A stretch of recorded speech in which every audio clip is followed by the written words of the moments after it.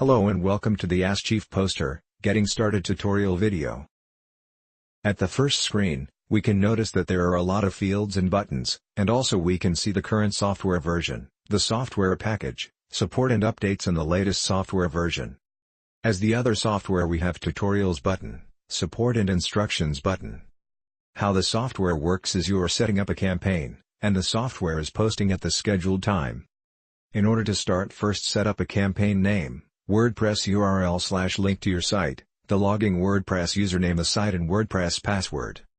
Now if we check this box, then we are creating a new WordPress installation, and from this button we can set up the required informations. We can install theme from the most popular themes on WordPress or install theme from the online generator. In order to install theme, the Do Not Install Theme switch should be switched off, and then select a theme. If we need theme from the online list, the install themes from online should be switched on, while Do Not Install Theme should be switched off. The themes are generated by clicking Get Themes button. If we want to use auto posting on Facebook or Twitter, we can use these two switches. Now we need to set up products that we are going to use for the poster. We can do this by clicking Select Products. Upload a file with ASIN codes or paste the codes into the window. Also in this pop-up window we can set up the campaign's frequency and posts per session. And the last step is to set up our API keys, that are required in order for the software to work.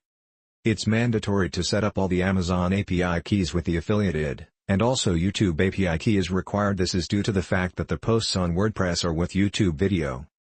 The last thing that must be selected is the Amazon Marketplace country from this list here, while the other fields are optional.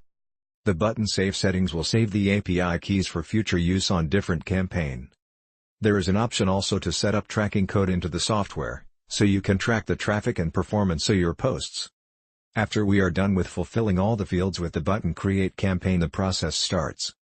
After a campaign is created, we can monitor it via the Logs tab, or edit via the Edit Campaign tab.